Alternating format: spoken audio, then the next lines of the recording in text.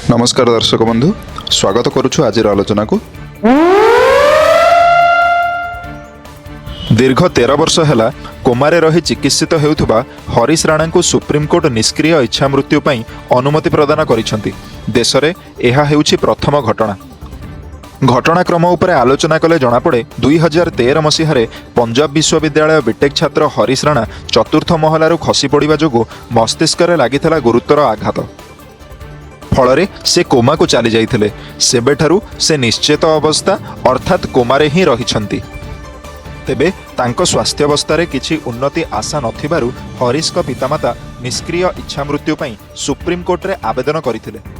विचारपति justice JB. Pardiwala एवं justice के.भी. Viswanathan का खंडपीठ समस्त परिस्थिति को विचार करी एथिपई अनुमति प्रदान करिसंती। 2018 रे एथिपई प्रस्तुत मार्गदर्शिका अनुसरण करने को कोर्ट स्पष्ट करिसंती। जीवन सहयोग व्यवस्था को मर्यादार सहित हटाई देबाकू कोर्ट अनुमति देइछंती। एहा द्वारा रोगी को कष्ट अनुभव हेब नाही। निष्पत्ति प्रदान कला बेले खंडपीठ हरीश का पितामाता भूमिका को उच्च प्रशंसा करिसंती।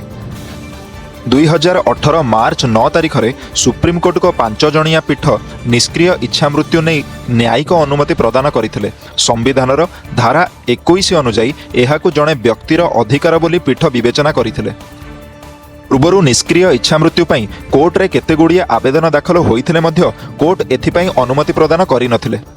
एही अनुमति व्यक्तिगत आधारर परिसर को अधिक व्यापक करने सहित स्वास्थ्य सेवा क्षेत्र में एक नूतन मार्ग उन्मोचन करिछि। प्रतिदिनर मुख्य खबर पाई दयाकरी फॉलो एवं सब्सक्राइब करंतु।